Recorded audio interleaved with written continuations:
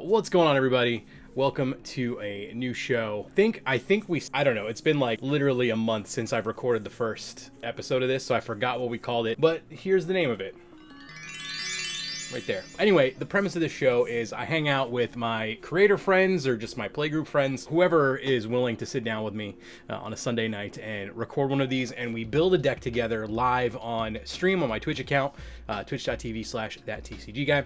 And then basically when we're done building the deck, when we're done putting it all together, putting all the pieces together, I record like a 10-15 minute deck tech video with them, kind of like a little interview / deck tech thing, and then we post it here on YouTube for you to watch. So this is episode 1 featuring one of my best friends, Doni from Filthy MTG Casuals, and we're building this deck here. Again, it's been like a month, so I forgot. Here it is. And yeah, so I hope you enjoy this. And if you want to be on this, or if you want to help us build decks, go to twitch.tv/thattcgguy. On this day, again, I forgot what day I decided to do, like, it's Sundays. It's Sundays. I don't know what Sundays. Maybe this may not even give you a date. This may just be like Sundays. I don't know. There it is. So yeah, you can, if you want to be on the show, leave me a comment below. Let me know if you want to actually do this with me. You can jump on a Sunday and we'll build a deck together. Or if you just want to help whoever's here building the deck, you can do that too by coming and hanging out and chat on the Sundays we do this. Again, here's the day. Let's get to it. Here we go. What's up, everybody? Like I said earlier, we're here with Doni from Filthy MTG Casuals. What's up, Doni? Say hello. Hey, what's going on, bud? How you doing? Pretty good, pretty good. So, like I said in the intro, this is the deck tech portion of what I'm calling for right now, Brew-BURG or Brewing with Friends. I don't know. I haven't really figured out exactly what to call this thing yet, but if you think of something, let me know. But yeah, we're here with Doni, and we built a deck together on stream, which if you want to check those out, they're going to be basically every other Sunday for the foreseeable future over on my Twitch. I'll put the link right here so you can see it. Bam, there it is. And yeah, we built the deck together. Doni picked the commanders. Everyone in chat helped us out coming up with ideas for the deck and cards to throw in here. But it was a really neat experiment and super fun. So if you're interested and want to help us build the next one, you can go to Twitch on Sundays. I'll let you know the dates, and we'll go from there. Anyway, Doni, why don't you say hello and introduce yourself so the folks know who you are. Everybody, it's Cardboard Pimpin from Instagram, or you can find me on Twitter at Pimpin73. I am one half of the Filthy MTG Casuals. Basically, we're just a pair of EDH fans who like to hang out with some of the coolest people in the community and sling spells. You can find us Saturday mornings at 9 a.m. Pacific Standard Time on Twitch, Saturday morning EDH, and you can find us on TikTok, and you can find us on Instagram, and you can find us on YouTube, and we're just kind of all over the place. Nice. Well, Doni's one of my best friends in the business, so I'm super psyched that he's here for the first episodes of this little experiment. Hopefully it grows from here, and if you like it, let me know, and we'll keep doing more of them. But all right, so Doni, you picked the commanders. First of all, who did you pick? Who did we build? So, like I was saying earlier, I went to EDH Rec this morning. I went all the way down to the bottom of the list, and I found this pairing, Baeloth, and, well, originally it was Chef's Kiss. And then as we were going through here, we came across Raised by Giants, and we're like, you know what? That really better fits the overall theme, and we're going to put that background in the command center. I just thought it was a very unplayed like combination. Yeah, you see lots of rule decks, and you know, Rurik Thar exists, but I just thought that the idea of like almost permanently goading all of your opponent's creatures, not something that I would normally do. So I figured, what the hell, we'll take a shot at it and see how it plays. Yeah, I've never seen either of these two cards before, so I was definitely interested to see what we came up with. And I gotta say, this is a pretty interesting monster list here. We you came up with something special. And I'm excited and terrified to see what it does in person. But awesome, cool. Well, that being said, what do you think the win con is for this deck? Like, how is this deck trying to win? So ideally, what I'm trying to do is, by goading all of my opponent's creatures, forcing, some attrition. We've got some things in here that are going to benefit from my opponent's creatures dying, because they're going to take damage when that happens.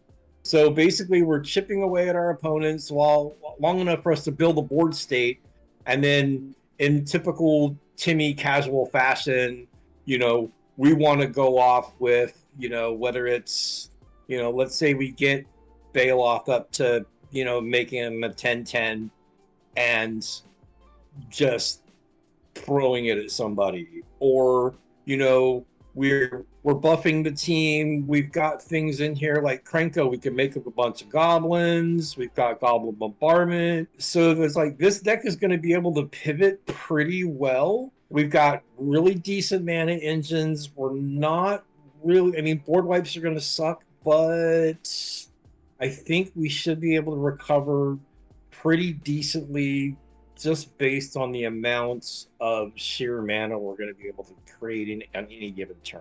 I think too, your board wipes are going to come in the form of your opponent's creatures all being goaded, so they're all going to be attacking each other, and eventually people are going to have to block. Exactly. With a goad deck, that's one of the biggest things. It's like you can't just keep especially if they're constantly goaded, they can't just keep taking whatever your opponents are playing to the face. So I think not having a ton of board wipes in here, and when we were building the deck, that was the thing you purposely said at one point, is you want to stay away from things that deal damage to each creature or destroy each creature. So yeah, exactly, because I want to protect my board state long enough for me to be able to do something stupid like, if we could enchant old Gnawbones and swing in for 25 damage or something, and I think that those are going to be the kickers. We've got things like Aspect of Hydra, and almost everything in here is either going to be putting counters on something, buffing it, making it bigger, so worst case scenario, we should be able to take some blocks. We're going to be able to take some hits. I really think that this deck is going to start to develop around turn 4, and then it's just going to steamroll.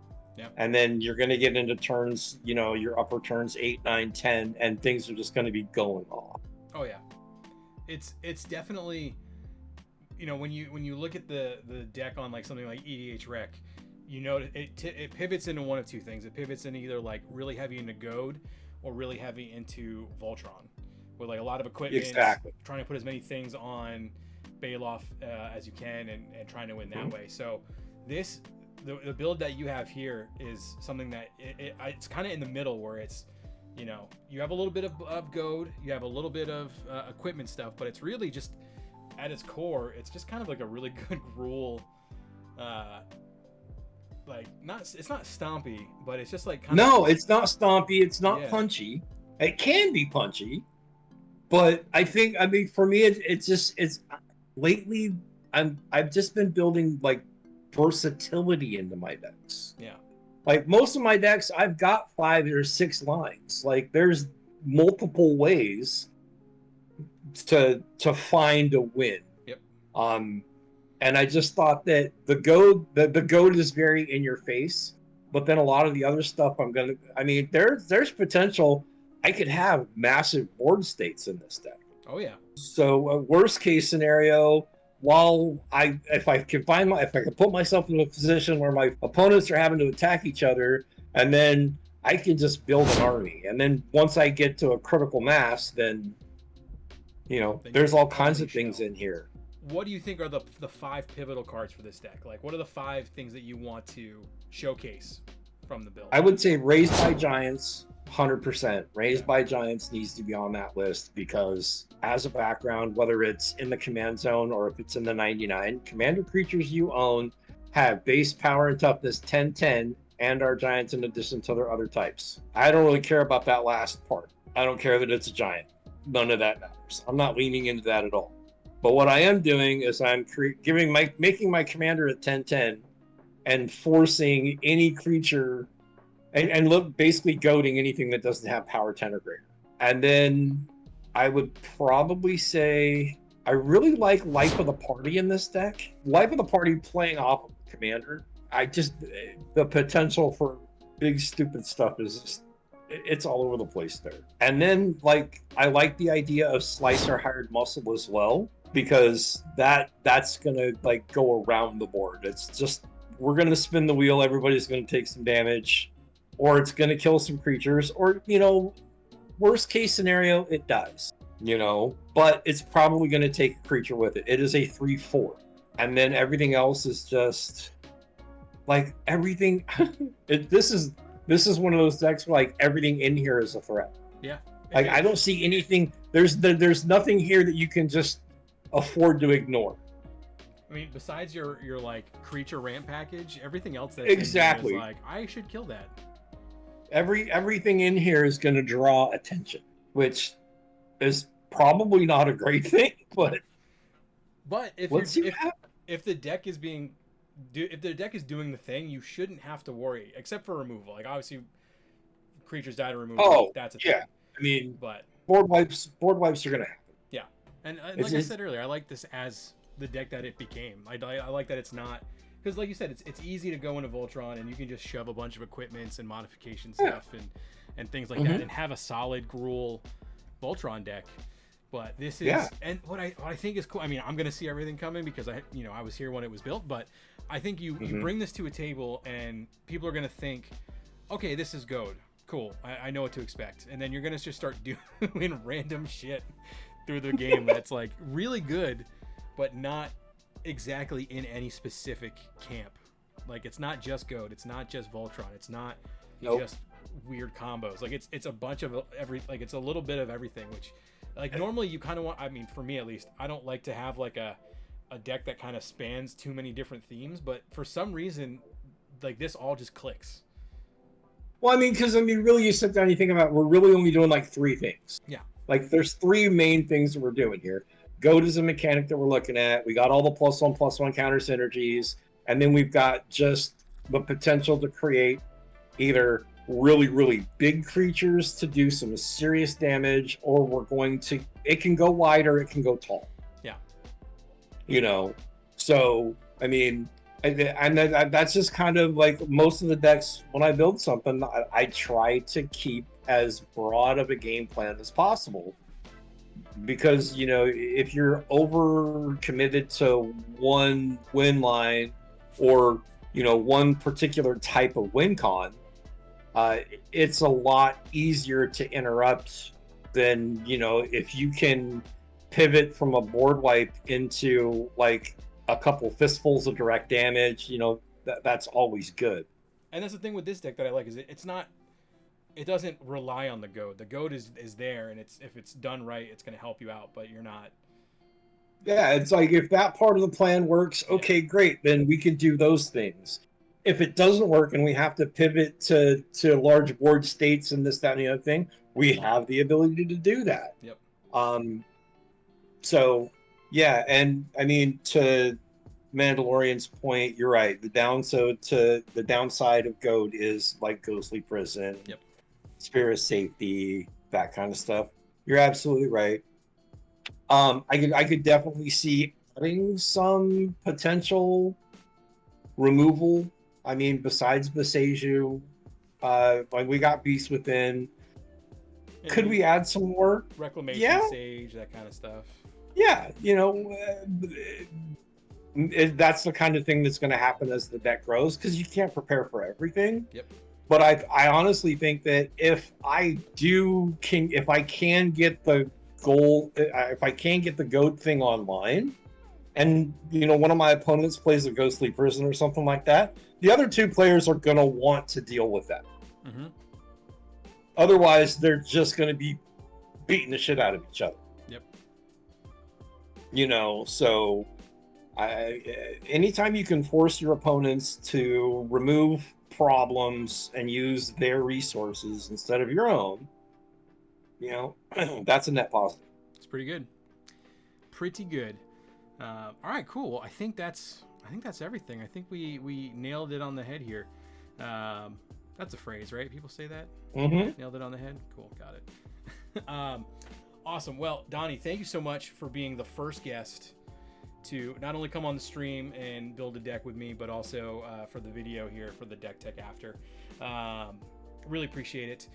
Again, if you want to let everybody watching know who you are and where they can find you, I'll make sure I put, if you have like a link tree or any links, I'll put them in the description. But again, let everybody know who you are and where they can find you. Well, Corey, it's always a pleasure hanging out with you, bud. We've been doing this online thing for a while now. A long time. But yeah, I'm Cardboard Pimpin from Instagram, or you can find me on Twitter at Pimpin73. I am one half of the Filthy MTG Casuals.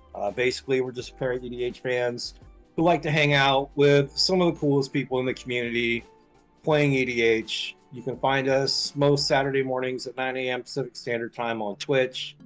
You can find us on TikTok. You can find us on YouTube. We're out here.